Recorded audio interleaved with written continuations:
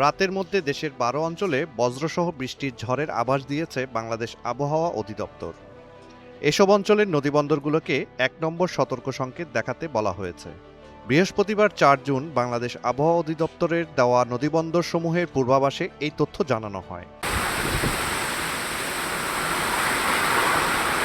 আবহাওয়া অফিস জানায়, আজ রাত ১টার মধ্যে রংপুর, দিনাজপুর, রাজশাহী, পাবনা, বগুড়া, ঢাকা, টাঙ্গাইল, ময়মনসিংহ, কুষ্টিয়া, নোয়াখালী, কুমিল্লা এবং সিলেট অঞ্চলের সমূহের উপর দিয়ে পশ্চিম উত্তর পশ্চিম দিক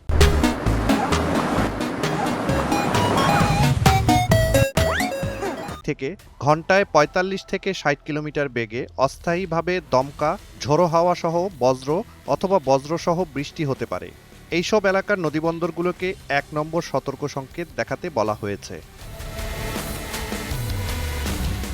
সকালের পূর্বাভাসে আবহাওয়া অফিস জানায়, আগামীকাল সকাল ৯টার মধ্যে রংপুর, ঢাকা, ময়মনসিংহ, চট্টগ্রাম ও সিলেট বিভাগের কিছু কিছু জায়গায় এবং রাজশাহী, খুলনা ও বরিশাল বিভাগের ২-১ জায়গায় অস্থায়ীভাবে দমকা, ঝড়ো হাওয়া ও বিদ্যুৎ চমকানো সহ হালকা থেকে মাঝারি ধরনের বজ্র থেকে বজ্র বৃষ্টিপাত হতে পারে।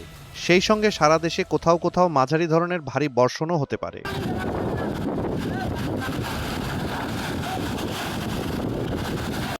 সংস্থাটি জানায়, চাঁদপুর, নোয়াখালী ও ব্রাহ্মণবাড়িয়া জেলাসহ রংপুর, রাজশাহী, ঢাকা, খুলনা ও বরিশাল বিভাগের উপর দিয়ে মৃদু থেকে মাঝারি ধরনের তাপপ্রবাহ বয়ে যাচ্ছে এবং তা অব্যাহত থাকতে পারে।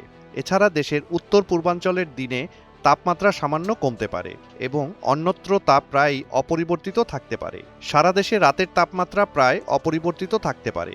জলীয় বাষ্পের আধিক্যের কারণে অস্থিতিকর অবস্থা বিরাজ করতে পারে বলে জানিয়েছে আবহাওয়া অধিদপ্তর।